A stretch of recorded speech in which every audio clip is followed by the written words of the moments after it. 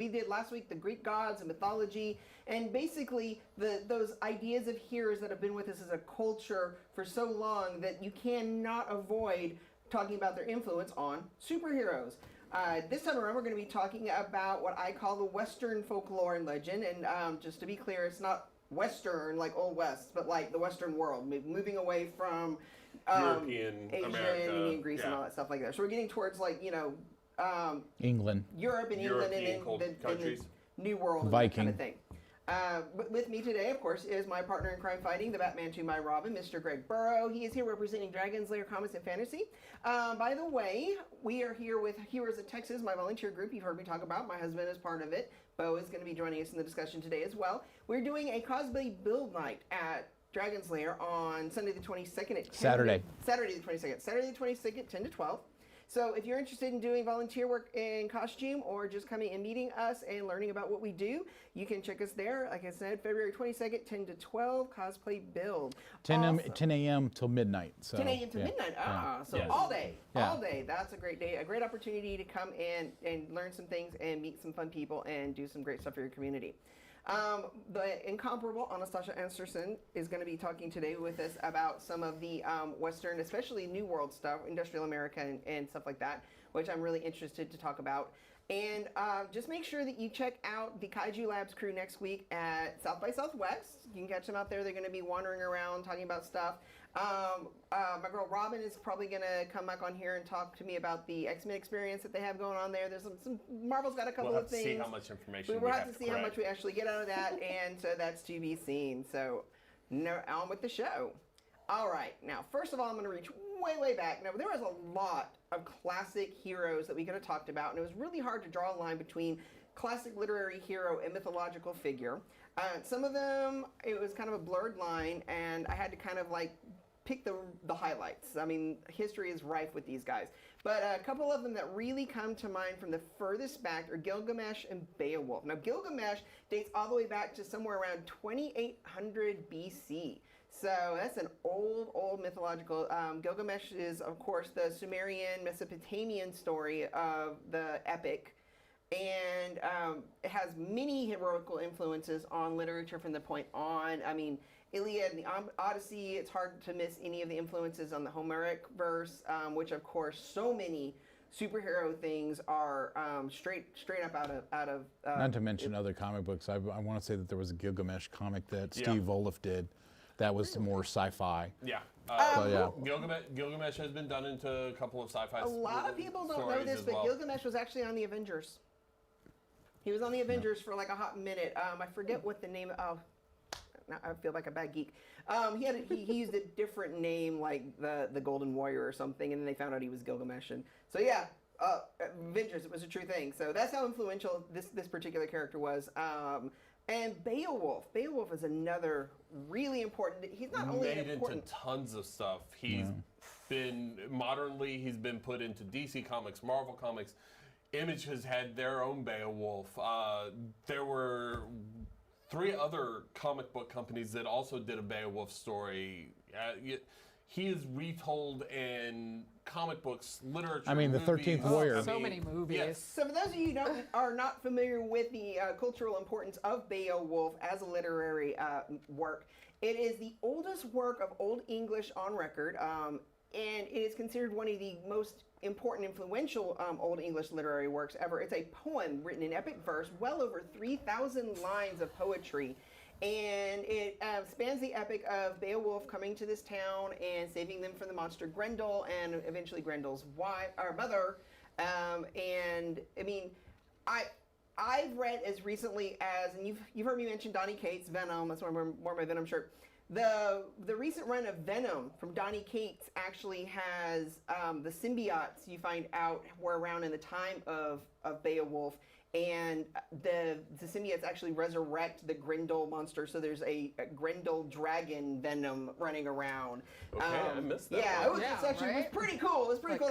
That's how Venom realized that he could turn his slime into wings and learn how to fly. But yeah, so Grendel has. Beowulf, his influences have made it as recently as that. So yeah, pretty cool, pretty fun. Make sure you get a chance to check it out. There are millions of interpretations of it. Apparently, J.R.R. Tolkien's analysis of it is one of the better ones because he actually had a lot of scholarly debate with his peers at Oxford because he felt that they were focusing too much on the plausible historical elements of it, and they were missing out on the pure poetic quality of the work. And so if you want to read it wasn't about the monsters, it wasn't about whether any of it was real. It's about the verse, it's about the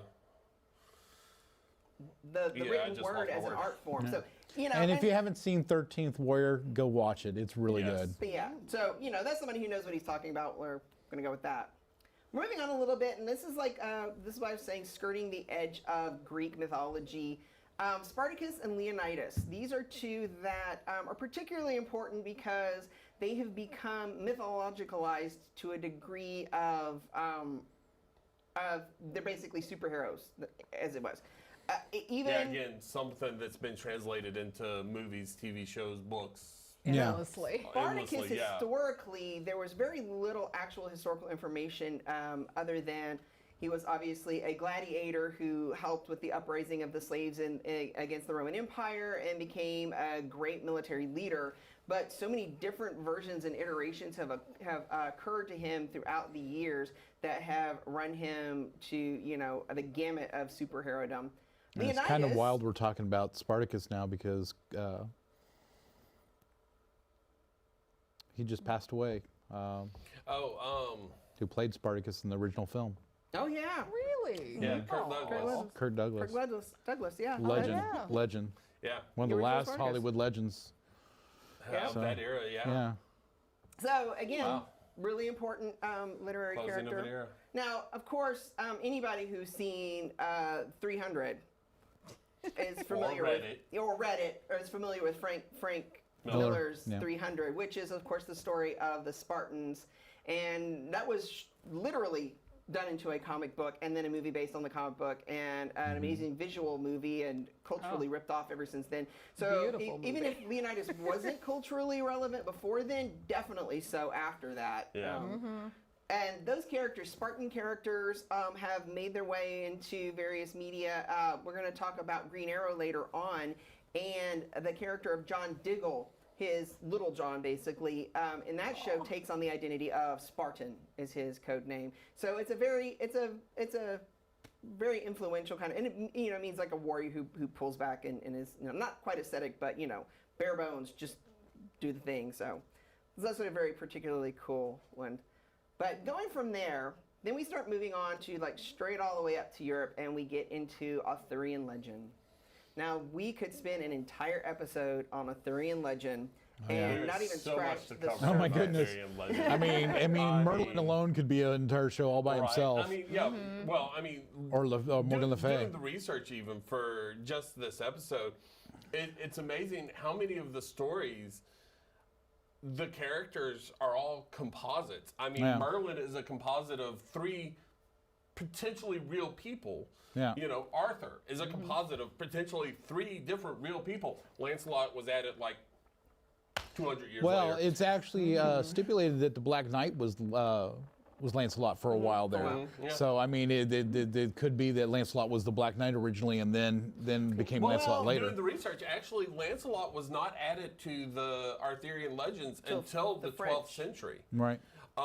Whereas the 5th and 6th century, you were all about Arthur and his knights and Merlin and everything. Yeah. But Lancelot and the Round Table didn't come until the 12th century. Originally, there was no such thing as the Round Table. Yeah. It's become such an ingrained part of the myth, though. No one knows that. Arthurian and then, of course, Morgan Le Fay. For centuries before actually being written down. In the original stories, Morgan Le Fay was not a villain of the piece. She was a student of Merlin's. She was a lover of Merlin's. And what big character in DC Comics has a lot to do with Morgan Le Fay and with Merlin? They try to bring the romance back. Cylon, the demon, Captain Britain, Etrigan. Talking about comic book influences, Morgan Le Fay in DC Comics, of course. Etrigan the demon, the brother of Merlin, is a very influential comic book. I'm sorry? Half-brother. Half-brother. Yeah. Half-brother of Demon, of Merlin. I'm guessing on his dad's If side. anybody has kept up with Well, if you read Merlin's history, Merlin's father was a demon. Yeah. If So- anybody's kept up with the Marvel Cinematic Universe television series, The Runaways, the third season featured prominently Morgan Le Fay as the head villain, That's Oh, true. wow. which was an incredibly fun little romp in there. I mean, the influences of Arthurian legend on comic books is Well, so I mean, right vast. now, I mean, you could really- if you're reading, if you're keeping up with the X-Men, spoiler-free as I can, Morgan Le Fay was a big part of the establishing run for the new Excalibur books because Yeah. Captain Britain, and Captain Britain. Right. You know, so I mean, it's And still it could a be major- argued that Avengers or any of the great teams are all really based off of the Round Table and the Knights of Arthurian Exactly. legend. You know, Because, I let's mean, face it, yeah. whether or not it was originally intended, Captain America is pretty much your Arthurian figure in that Yeah. story. He's the knight. know. Yeah. And And that Iron makes Iron Man. Man his you can't get much Lancelot. more knight-like than Yeah. Iron Man. The only thing they're really missing is a Merlin. You know. Scarlet Witch. Scarlet Witch is kind of No, amazing. the Scarlet Witch thing would be a with- stretch. Well, she would, but the reason being is because Merlin in the Arthurian legends was a Doctor Strange? mentor figure. No, not even Doctor Not a Strange. participant. Right, yeah. it Because really doesn't he didn't have really one. participate in stuff except for occasionally to show up and go, "You want a favor from me? Okay, but it's going to cost you." Now there was a fun comic in the '90s featuring Captain Britain called The Knights of the Pendragon, in which Yes. various superheroes were reincarnations of the original Knights of the Round Table. Right.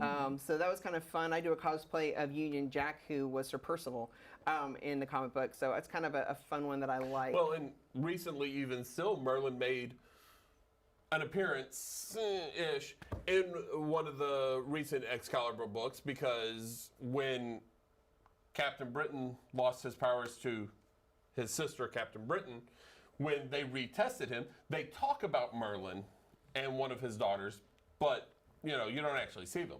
But, you know, Merlin is who puts the test to anyone who is going to get the mantle of Captain Britain. Except for, well, no. Technically, he even put the test to Betsy Braddock, who's Psylocke, because years ago, before the current run of Excalibur, she was a Captain Britain. Her costume was atrocious, but she was a Captain Britain. She has now got the mantle again. She is currently Captain Britain, which of course is causing also, you know what? Read the comics. Another episode, read the comics. And then I Spider can go getting on. introduced, of course, my favorite Spider UK, who is a Spider-Man blessed by Merlin, and Yeah. then that's Spider-Geddon cute. killed him. So Yeah. Spider-Geddon Spider-Verse, killed a lot also of them. Spider-Geddon. But Cool. Anyway. modernly, the Arthurian legend probably has the most to do with what we talk about here in comic books because of, like you said, so many of the teams you could trace back to a symbolism of Arthurian legend. The Avengers, modern day X-Men with the Xavier and Magneto having their round table and everything, and you know. Right. It's like, and it really So- helps establish like superhero teams Exactly, too. because it makes it something that we can relate to. It's Justice something that we Society. can understand. Justice Society Had in the round DC, table. Literally Justice has the round League table. in Yeah. modern, yeah, because So, both of which have their round Arthurian table. legend pretty much exemplifies the main reason that modern comic books are the equivalent of these folk stories, in that they are constantly being revamped by new creators, constantly being retold, constantly being retconned and changed along the way. So there's so many different interpretations of them. Like we said, Arthurian legend wasn't even written down until the 11th century. Yeah, it was all word of mouth. I It mean, was, let's face it. As far as what most people know about Arthurian legend, it comes from movies and TV. I mean, there was the '76, I think, Excalibur. Love that movie. Love that interpretation of Merlin. He's just a little off, just enough to be fun. And like I said, he really only shows up when he's going, "You want something from me." and of But course, it's there's going the to Sword and the cost Stone from Disney. you. Sword in the Stone. The Another, Sword in the Stone thing Right. it really kind of irritates me because they have that's not the sword. intermingled, By the they have way, intermingled that story with Arthurian lore By the so way, much. The sword in the stone is not Excalibur. That drives me crazy. The sword in the stone is not Excalibur. No. I don't know why that's so hard to get straight. But But they do that in so many movies, so many cartoons, TV shows, books nowadays that they assume. And if you actually look at the Arthurian legend, yes, Uther put the Sword of Kings in the stone. Arthur later gets Excalibur after drawing the Sword of Kings and losing it. yes. Yeah. Now, another very prominent different character swords. that I've been waiting for somebody else to say besides me, but I'm going to say it now. One that is straight up Arthurian as it gets is Aquaman, who is literally named King Arthur. Arthur. Literally named Arthur. In fact, if you watch the Jason Momoa movie, I mean, it's a trident instead of a sword, but it's the same quest for the one It true really is. king. He's after the There are weapon that so many represents parallels the kings between in that Aquaman. story. It's literally King Arthur underwater.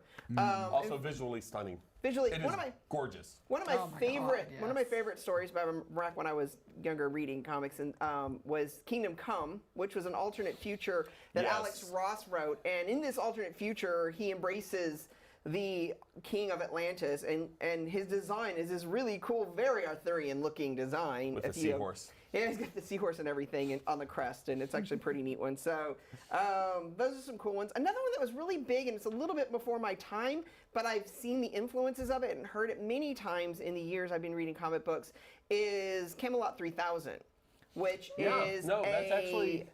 I have had the opportunity to read a couple of issues.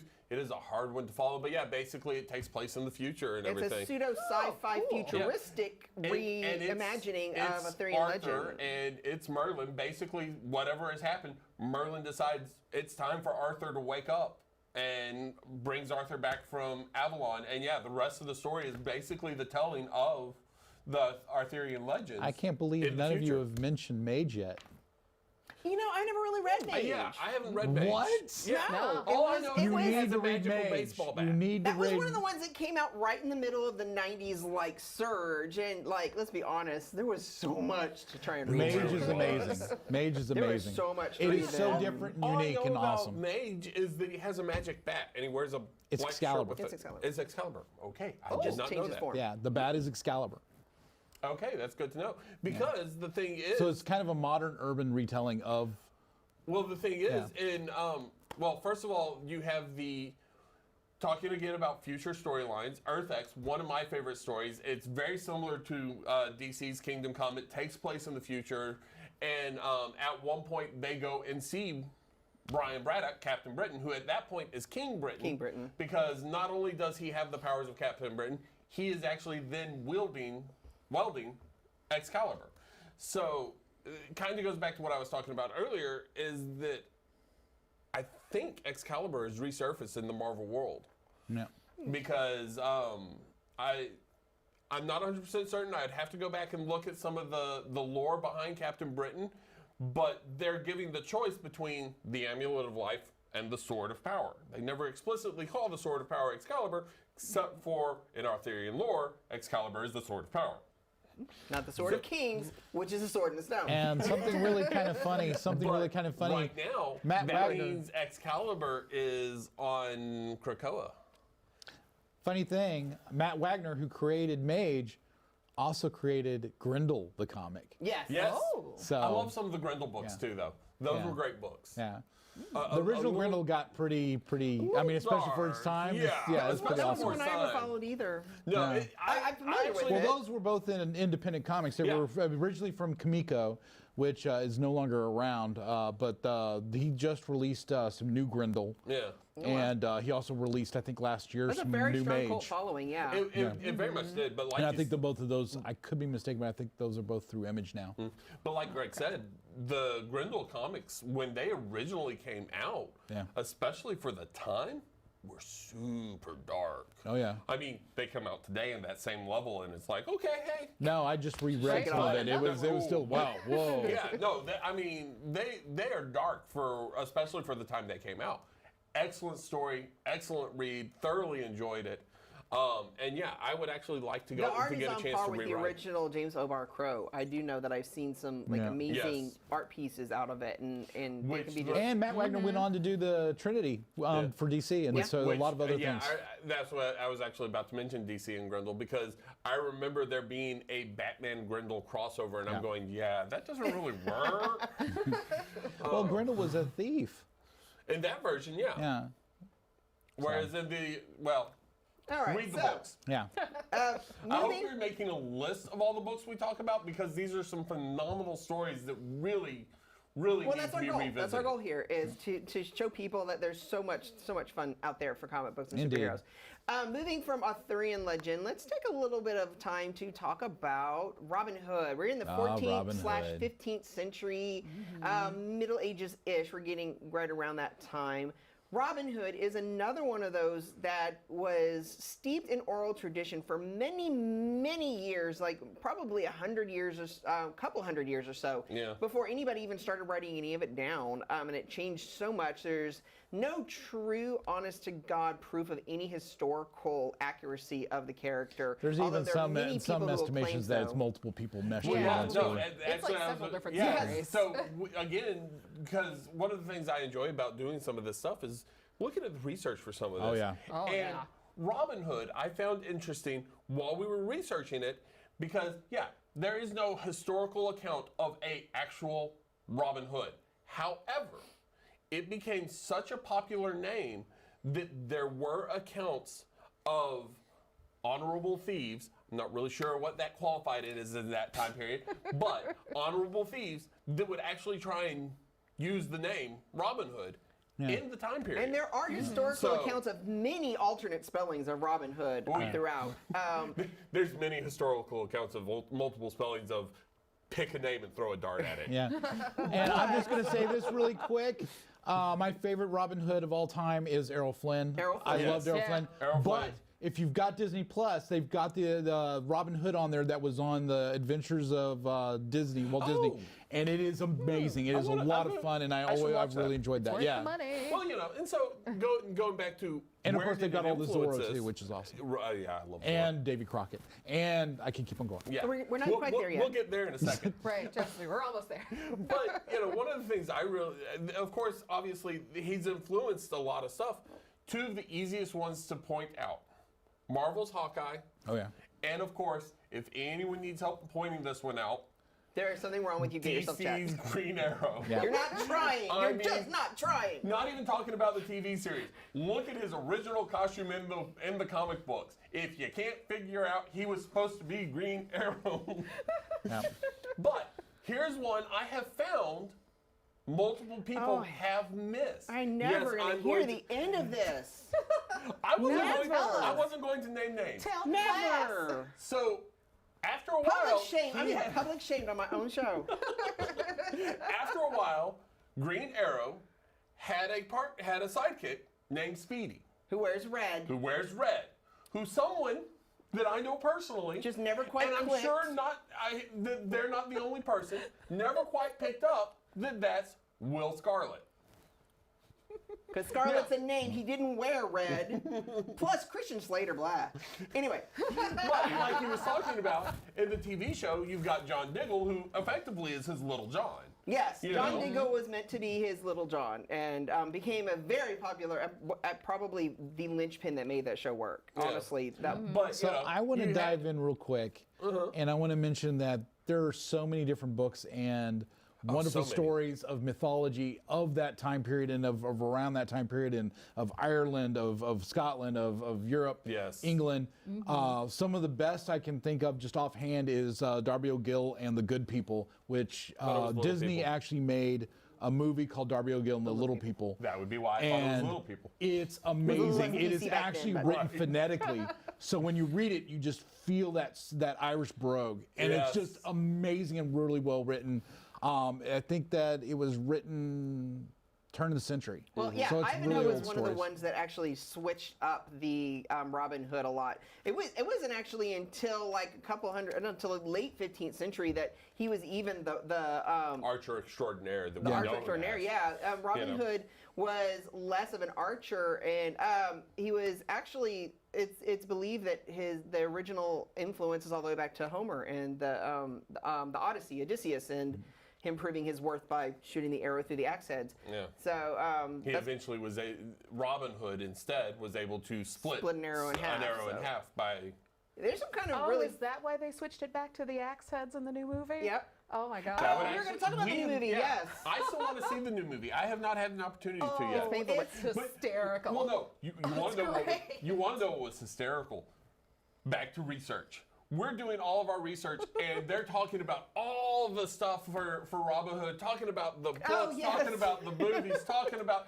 Yeah, they didn't even bother mentioning. There's like this list of like the best Costner's Robin Hood interpretations, Oh, yeah. and Bo's like, "What? No Kevin Costner?" And I'm like, "Apparently not." Was it supposed to be a list of the best? It was the most influential ones. Okay, most influential. Oh, yeah. But yeah, I will Kevin say Costner this. didn't even get a mention. I It's like saw a it couple in of the them didn't even theater. get a blip. And the Just, best nah. part of that entire movie, where the entire audience applauded and was screaming in joy, was when Sean Connery came up as King Lionheart. Yes. Everybody No, lost their absolutely. mind. Because of course he had played Robin Hood before. Yes, yes, You he know, did. Robin Hood With- Maid Marian who was was Maid his Marian? Marian. Yep. My Oh, favorite don't actress ask of me all that. time, Oh, Audrey Hepburn. Audrey Hepburn. You know, Audrey that Hepburn. actually makes perfect sense. Yeah. But yeah. That's hell of a- Other really fun comic book influences of Robin Hood, this is one that I particularly enjoy, is on Thor, the characters of Thor, his companions, the Warriors Warriors Three. 3. One of them, Fandral. the dashing Fandral, is straight up an Errol Flynn interpretation Yes. Yeah. of He's an Robin Hood. interpretation of Errol Flynn's And Robin Hood. I love in The Dark World, is like one of my favorite scenes in the entire thing, is where Zachary Levi as Fandral jumps off of the ship with the rope and swings straight up like out of the Errol Flynn movie. Yes, And they did that I did love specifically that. as an homage to the old Errol yeah. Flynn. No, and that's- it made me so happy that the directors they're like, oh yeah, we're gonna freaking Errol Flynn this, and I was like, yes. So another amazing character. It actually goes so far as to at one point Hawkeye in the comic book ends up trapped in the past, and he and impersonates. has no memory of who he is. Yeah, so he ends up becoming. 'Cause, They you know, why imply should he? heavily that Right. he was actually Robin Hood. So. So they implied he's the basis of the Robin Hood story in the Marvel universe. But yeah, so I wonder if they even remember that. I don't know. I'm waiting to see if they remember that he created Moon Knight's weapons when we get to the Moon Knight series. 'cause Oh, right. He accidentally went back. You and, know what? I don't know what Hawkeye does in the past. But How he keeps the screwing heck himself. does Does he he not keep even ending know up about like back the in time? prime directive or whatever? But You know what? As an Avenger, the Avengers have so much issues and hate time traveling. He time travels way too often. You know Just what? him though. Put a pin in that because that's an important point I want to make. But before we go there, before we get a little bit past Arthurian legend and Robin Hood, I want to make an amazing point, is that modern interpretations of these characters, we have gone 360, where they say art imitates history, et cetera, et cetera. Mm-hmm. It's gotten to the point where superhero movies are so prevalent that the latest iterations of both King Arthur and Robin Hood, they don't even bother with any kind of historical accuracy. Oh, God. Freaking. And these two, first of all, And- let me clarify something. When they're talking, they don't even bother with historical accuracy. They're talking about the costumes. Okay. God knows about the story, yes. but they're talking about the My costumes. time has come. You want to talk about those freaking anachronisms? costumes. Oh, It's those mind-numbing. freaking Those costumes. How are bad just- did the costumes in Night Tale hurt you? Oh, that wasn't Zippers. as bad. Oh, it's Visible like, no. zippers. Oh no! It was the Three Musketeers with sunglasses. Oh, It's That like, really no.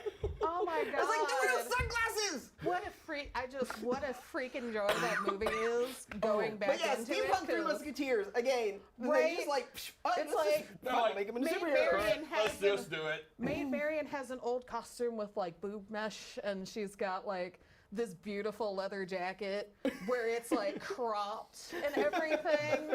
It's a hot disaster. It's Thigh-high amazing.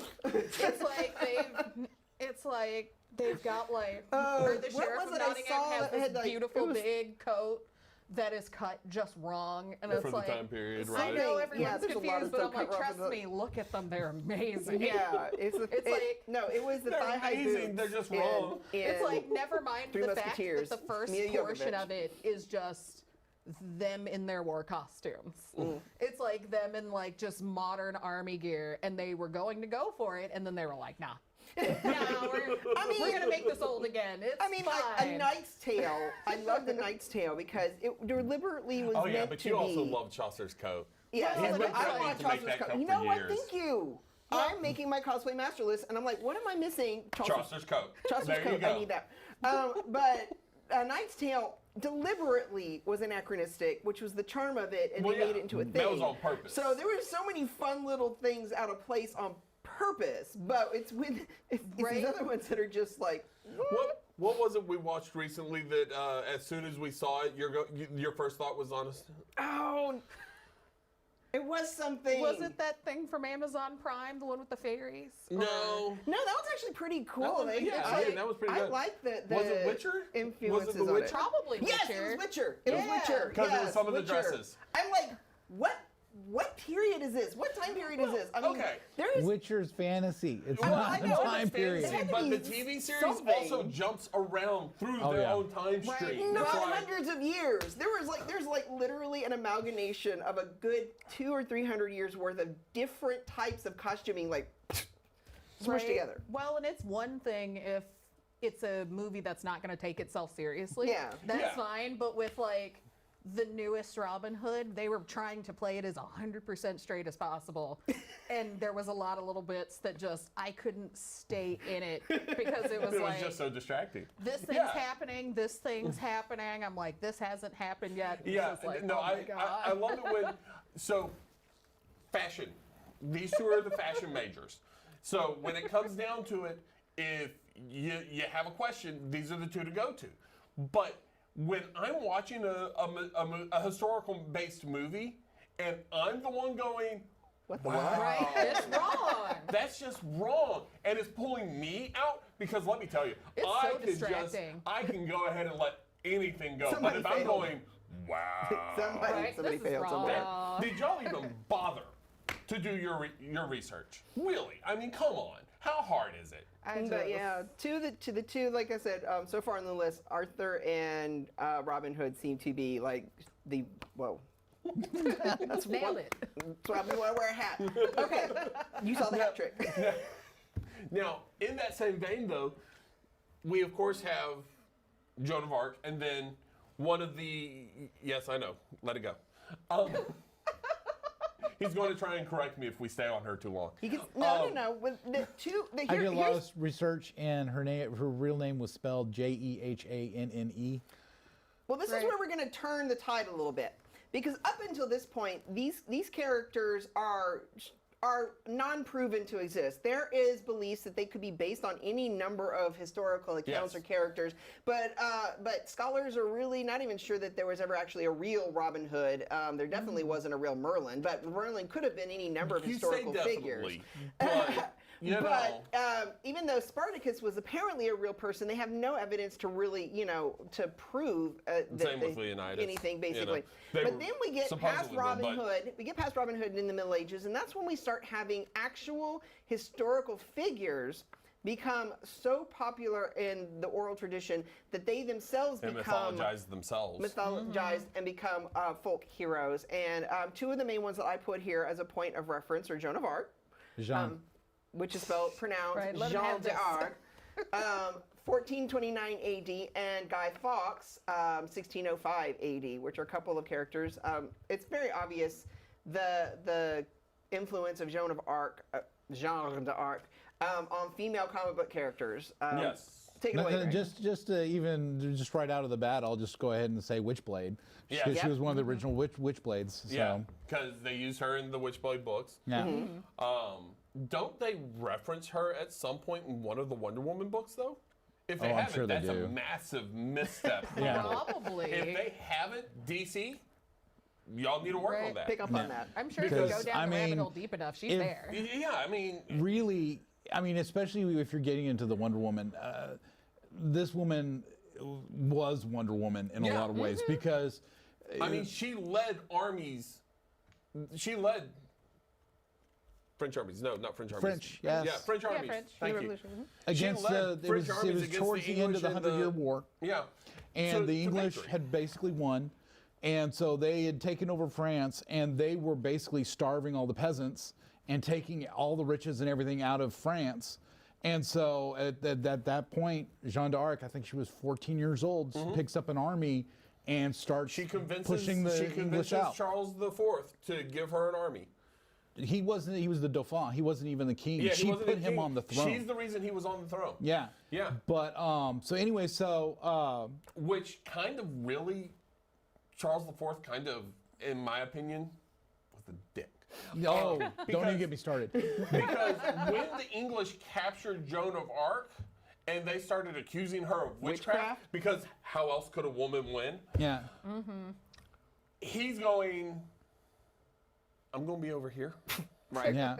You know, he didn't want to draw attention to himself because of her, because of how important she was to him getting the throne and his coronation. It wasn't until I'm pretty sure there was a backroom deal that basically they can take Joan of Arc and then they will the English backed out because they had to save face. Yeah. They couldn't say that a woman beat them. Yeah. But the big thing about Joan well, d'Arc I mean, that it was was amazing. when she put on another pair of pants after all that, Yeah. they sentenced her to That's death. basically what they said for wearing a pair of pants. Yeah. But she was killed for dressing like a man. yeah. So anyways, because they couldn't get her on anything else. I Yeah. think there was like 105 counts against her. Then they did a medical exam on her, found out she was still a virgin, and so then I think there was only 5 counts left after that. Over 100 counts went away. Yeah. Because none of them were possible. But anyways, Well, this is a topic I could really go on and on and on about, but I'm going to say really quick. confession out of her about witchcraft, which she tried recanting, which Well, give they tortured Charles- her. give- But- they tortured her. That's the only way, of course. But this is where you kind of have to give Charles the Fourth some credit. Much later, after the fact, after she was canonized, he went back and basically had her retried and cleared of all charges. Well, that was all because of actually, believe it or not, a Spanish inquisitor was there at her trial. I did not know that. Yeah, a Spanish inquisitor was at her trial and said that it was ridiculous, and he was the person. He was the person that was responsible. Inquisitor is like, nah.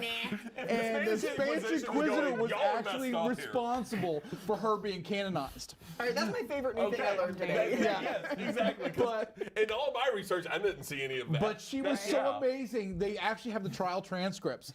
And so she's kneeling on cobblestones, right? And they have 3 different priests trying her.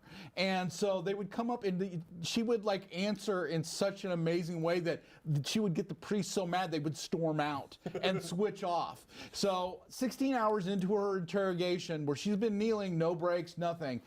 They ask her, so when you saw these saints in your visions, were they clothed? And she looks at them and she goes, what, you think God can't afford to clothe his servants? And so, storm out. right. But anyways, what I'm trying to get to is that she was so amazing as a person that there were multiple accounts of her taking over and besieging a castle, and there was no way she should have won that fight, and she was winning. And she would pull her troops back and say, look, we don't want to kill you guys.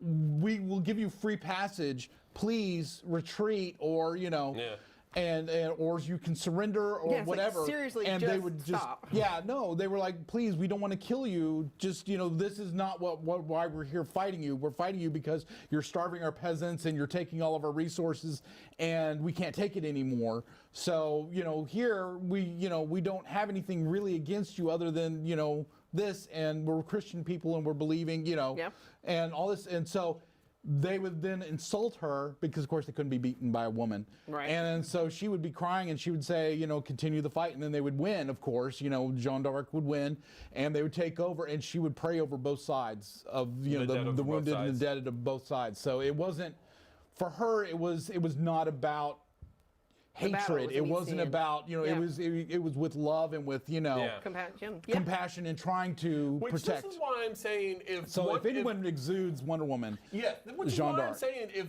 they've never addressed Joan of Arc in a Wonder Woman book, they've massively dropped the ball. Yeah. Because your original, before, I'm not going to name names, before a lot of the modern stuff that they've done to Wonder Woman, when she was originally created, she was about compassion, she was about leadership, she was about teaching, diplomacy, and helping people, and combat was the secondary. Yeah. If diplomacy failed, then you had to resort to this.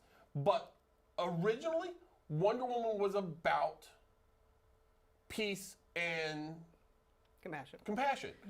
And so it's one of the reasons I get so I know. One of my favorite scenes in the Gal Gadot Wonder Woman was when she saved the village and she's looking around the village with love in her eyes. Yes. That was so subtle, yet that was exactly Wonder Woman. And I was like, that right there, that's what I want to see, and this is what I love. Exactly. And like we said, Guy Fawkes was another one that managed to pick up some kind of notoriety from the comic book iteration. For those of you who have not seen V for Vendetta, or even better, read the book V for Vendetta, you're missing out on both an incredible piece of graphic literature, as well as one of my favorite performances of Hugo Weaving ever. I mean, Hugo Weaving is probably in the V for Vendetta movies. Never took that mask off. Of one of the easiest things that we use to recognize stuff in actors. And he emotes, and it's in his body language. It's in the way he holds his head. You feel all of his emotions, even though you never once see his face. Hugo Weaving is fantastic. I also loved him as Red Skull. It is a mind trip, though, because, V for Vendetta, you could actually almost swear that they switched the expressions on that face. The designer created that mask to be so specific and so neutral of expression that by the way that Hugo Weaving uses his body language and tilts his head and moves, you could almost see, it looks like that face is moving. It almost looks like it's a different expression. Yeah, it's crazy. No, he's fantastic. So we're going to move up to... there is still one other I wanted to mention. Which one? Scarlet Pimpernel. No, Scarlet Pimpernel's next time. Scarlet Pimpernel's next time? Yes, we're gonna. So next time, just for y'all, we're gonna be doing pulp heroes and radio fiction, and Scarlet Pimpernel is gonna be like the kickoff I to that. can see why he falls into pulp. Yeah, he's not until after the 1900s. We're still pre-1900s. So now we're getting over to out of the Middle Ages. We're moving over to the New World, Americas, etc., etc. And the biggest influences you have in the American folklore, there's basically two really solid, strong ones. There is industrial America, which is the workers and the common people, and then there are the African slaves that were transporting their culture, and they were keeping their mythologies and ideals alive through oral verse and stories. So a lot of the best American folk tales come from those roots, and there are a ton of them. I'm going to see if Anastasia, I know she was like my key researcher on that today. The two that I mostly am going to focus on, just to throw out there, is of course John Henry is one of the most, if not the most influential of all of the Black folk heroes of America. And the cool thing about John Henry, reading about him, it's another one of those, he could have been any of a couple of historical figures. There's actually evidence of a couple of places that very well could have been an actual real account of John Henry. And then, of course, Paul Bunyan, that everybody is familiar with Paul Bunyan, which was created it's actually more or less Canadian, I think, is what we ended up finding out, even though we try to push him off as American. Not surprised. But it's from he was a lumberjack. Lumberjack in the lumber industry. Canadian, you could go... Now I got the Monty Python sketch going through my head. But you could go Canadian, but you could also go much northern America. Right. Because those are both logging areas. So yes, the Paul Bunyan myth, for those of you who've never seen it, or like the Disney cartoon or whatever, which is kind of hard pressed to believe that nobody's seen that. Right. Most of us figured that out by the time we're like 12. Right. Yeah. Well, here's the thing that I kind of find interesting about it. Between the two of them, you get a lot more, especially modernly, you get a lot more references to John Henry. And the only thing modernly I really found for Paul Bunyan is apparently there's a Paul Bunyan land. Well, and a lot and that paper towel guy. It's like, well, and a lot of that is mostly what the themes are, which you were close. The three big themes they talked about were old slaves being free, were the industrial times, and the West. Because about that time is when we're starting to kind of float over there. Migrating. It's like, and we just we basically just got rid of the cotton industry. So everybody's main thing was doing cattle drives, and it's like basically exploring the West, and they really had nowhere to like settle.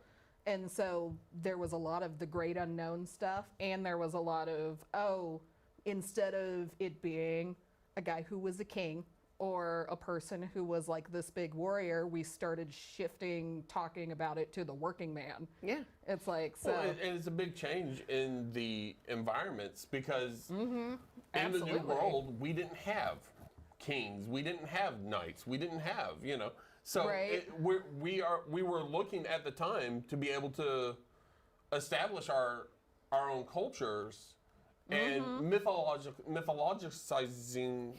Yeah, that was a hard Yes. one for me to wrap my tongue around. We got it. Mythologicizing figures in our own culture at the time. John Henry, of course, being Davy Crockett. Right. Well, it's like it really got ingrained into our culture because the main thing we weren't really fighting were like monsters or anything. Our monster was authority. Nature. Yeah, Yeah, authority it was nature and and the especially authority. It's like that's why I feel like John Well- Henry was able to go along because it's like, Yeah. it's like Paul Bunyan's was like, or Tornado versus Yep. John Henry, who's literally challenging the industry head on Yep. and wins.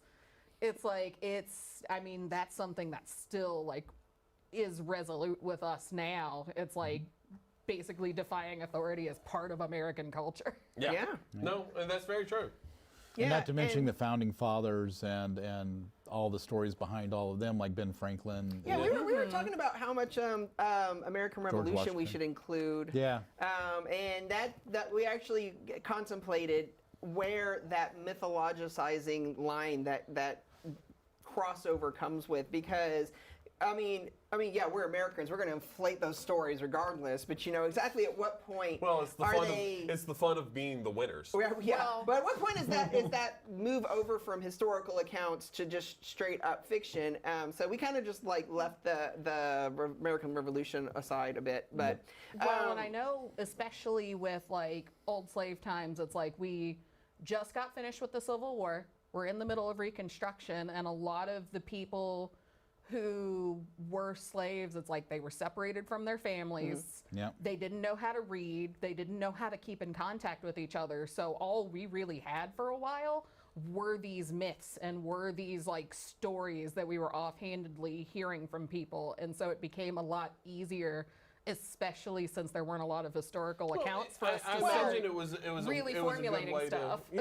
I imagine it was a good way to be able to not just establish a new culture, but to keep a culture that maintain, was yeah. that was And so that's in the another process. that's another important aspect was- of it, though, is even pre Civil War. I mean, you have the irony of an entire new world created based on a democracy where like a good huge percentage of its citizens were not even allowed to have. And one of the Yeah. ways that they maintained the complacency of the slaves was to forbid them knowledge or education. They weren't allowed to write, they weren't allowed to read, they We weren't weren't allowed to allowed to learn congregate. mathematics or anything. None of that. And one of the ways that they were able to carry on education through and carry on their values that they brought over with them was through oral tradition. And so a lot of those are really, I know one, God bless Disney,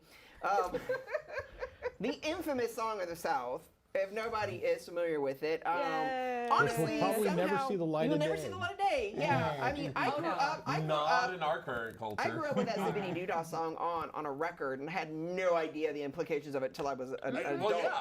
I But- remember seeing it in the movie theaters as a little kid. Somehow in their And- mind, yeah. it was. They honestly thought that they were, doing something nice for the black people. Seriously, if you go back in time and it's a head scratcher, it really is. But the Brer Rabbit is a great example of one of the oldest traditions of African American folklore. Is rife with trickster characters that teach and learn and outsmart. And it's like Anastasia was saying, fighting against authority. You know, Brer Rabbit was one of those straight up ones, you know, like in the vein of Anansi, you know, Anansi, because I love Anansi. But Him and his spiders. and my spiders, but And also, at the same time, you have to think about American Indian culture as well. There Yep. was a lot of Trickster. Coyote, Yeah. even South American Quetzalcoatl and Right. all those. Well, and a lot of that just kind of ties into I probably just it's said like the way wrong God there. we were really trying to teach like mindfulness in a way, Yeah. and especially in a way that like connects to nature, and it's like those things. It's like when you look back on them, it's like that's really the theme that goes on with them, and then it starts getting watered down once it gets integrated with like American culture. If you want to touch on an actual interpretation, modern comic book tie into one of these characters, during the 90s when Superman died, they brought they had a series of stories called The Reign of the Supermen, where there were 4 different Supermen that came in and took his place in each of the 4 Superman comic books. One of them, known subsequently as the Man of Steel or just plain Steel, was an inventor who was hiding out and working as a construction worker, almost fell to his death, and Superman saved him. So after Superman's death, he decided that he was going to pay it forward by creating this suit of armor to go out and fight in Superman's place. And his name was in honor of John Henry, was John Henry Irons. And that has become a very prolific and very important character in the landscape of the Superman comic book mythos. He's become a mainstay. He's been pretty much yeah. every iteration since the 90s. I think one of the things that I loved about that story, though, is at no time does he claim to be He's the only one who Superman. doesn't actually say he's Superman. He just says he's fighting in Superman's name. Superboy tries claiming to be Superman. Eradicator, in his defense, thought he was Superman. And then you had the cyborg But yeah, Superman who was so just a... if you haven't read the comic books or seen any of the cartoon iterations of it, last year they did a direct-to-video interpretation of The Reign of the Superman. So that's a fun one to see. So you can actually see Johnny Ryan's, and I do believe that his niece Natasha, who for a while took over as Steel in the comic books, is going to be appear by the end of this season of Young Justice Outsiders. So those are some cool ones. John Henry is actually interesting little story. We're going to talk about a couple about the movies in a second, but real quick, I want to throw this in there. So back in the day, Tim Burton was creating a Superman movie where he was going to die. They were going to have a Death of the Superman movie. And then, of course, subsequently, Superman Returns, whatever. And while they were developing it at the same time, they were trying to take advantage of the John Henry character in the comic books and the fact that basketball star Shaquille O'Neal was a big Superman fan and willing to invest a little bit in it. And so they started developing a Steel movie, but then the Superman movie kind of flopped. The Superman movie kind of flopped. And so they're like, well, let's go ahead and make this Steel movie anyway. I do not recommend it in any way, shape, or form. I just want to put that in there as a historical footnote that at least this character was important enough that someone thought to make took a movie chance to make a movie. They didn't do a very What a good beautiful job of product it. of its time. Did not do a But good job. they did it. They did it. And now we skip all the way. DCEU, if y'all are looking for ideas, Get there. right. Do that right. John Henry. Do that right. He was a great story. Oh Yeah. God. Well, yeah. I'm actually surprised he hasn't shown up on Supergirl because so many I elements from his know. comic books, like the guns that Amertech, which was the company that he was fighting, and the guns that they were putting on the streets that he was collecting, the Toastmasters, those both appeared in Supergirl. And as soon as they dropped those names, I'm like, is John Henry coming? Yeah. Right, especially now that they're repopularizing a lot of older black characters. Yes. It's like, that would be perfect. Yes. That would be perfect. I want the cyborg movie. The Cyborg movie. Yes. Yeah. Oh my God, please.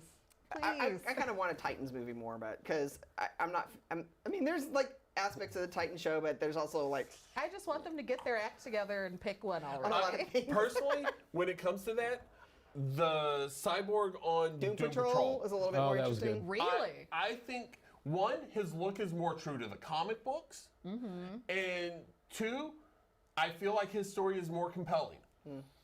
The thing they keep doing in the movies and the animated stuff with the father boxes and Right. Darkseid. But we're talking about folk heroes, yeah. Yeah, I know. I'm sorry. Now, interesting point. Anastasia and I both caught the opposite. It's like I knew about the Terry Crews John Henry movie coming out this year. I'm like, I had no idea, because really the one that was causing a lot of like hoopla was the Dwayne Johnson And one I that's didn't even coming know out. that was a thing. Yeah, So we it both was were a like, big I deal. found out Black today, I'm like, Adam. Dwayne Johnson's doing a John Henry movie? Yes. Yes. It's like Dwayne Johnson's doing a more straightforward John Henry movie, Okay, I which didn't know that that. actually explains it, because I remember people being like, what the hell? Why aren't they doing Terry Yeah. Crews? Right. And then suddenly I hear today that they have a Terry Crews movie. And I'm like, oh, I what? I have nothing against Dwayne Johnson. I think he's a great actor. Not sure he's right for that yeah, role. I don't. Yeah, that's kind of one of the thoughts. So He is definitely, that's definitely a can of worms to open another time. right, definitely. But and great characters, read them, stories. We also really want to touch real quick. Greg was going to throw in a couple. We were talking about conquering the Old West and the oral tradition of the wagon trail. I mean, you didn't have your cell phone to Google all the way in the trip, and play Minecraft. So they had to keep each other Yeah, let me tell you, entertained the Old somehow. West Google Maps sucked. Yes, yes. Well, I Google mean, of Maps course, sucked back in the old Old days. West, and I mean, just like the African American culture, I mean, song was really important Well, that's how you to kept everybody back then. Your stories and your traditions alive. at the Yeah. It time. also kept people working and inspired and Yeah. kept them from going freaking mad. So Just kept them from going nuts. That's pretty much what it comes down to. yeah. So song definitely, I think, was a big aspect of So- all. Real quick, you got a couple more minutes. Who do you think from the Old West comic books had the most influence, or Old West stories had the most influence on comic book characters?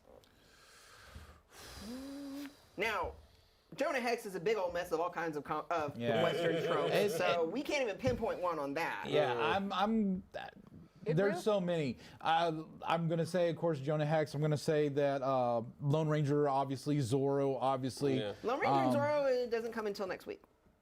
Yeah, They're but post they're 1900s. definitely Old West stories. They're Western characters, sort of, but I'm talking about actual like old West Billy from the like Kid. yeah, Billy the Kid. A lot of the outlaws, I the Wales honestly brothers, think and we've talked about dark OK heroes Corral. versus anti-heroes, and your old Western characters were definitely the original anti-heroes. They were villains that everybody rooted for. You were rooting for the the one thing I train want to robbers. say You were about Lone rooting Ranger for the stand real robbers. quick is that he was actually African. Who was? The Lone Ranger. Oh yeah, He was yeah, the actually original one. African, Yes, yes, it has come to light. The that the real original life, one. the real But life Lone Ranger. why- Was, yeah. I did Save that not for know next that. week. Save that for next week. All Have a right. wonderful day, guys. Thank you so much for joining us on the Red Web, and hopefully you enjoyed this trip down the past with superheroes. Next week we're going to be talking about Pulp Fiction heroes and radio heroes. We're going to be starting episode. right around the turn of the century, late 1800s, with noir type books. Some really interesting characters that flow all the way up until the 30s on the radio and lead into Superman 1938. So catch us then. Catch Kaiju Labs out at South by Southwest this week. And if you get a chance, come by Dragon's Lair on the 22nd. Meet us, ask us questions, tell us how we're doing, what you like about the show. Bring your and costumes if bring you want to work on costumes. them. Also, we're looking for Kaiju people. Labs is in South by Southwest, I believe, is in 3 weeks, not next week. 3 weeks. 3 weeks. Gotcha. So anyway, thank you for joining us, and we'll see you next time on the Red Web. I'm your host, Brad West.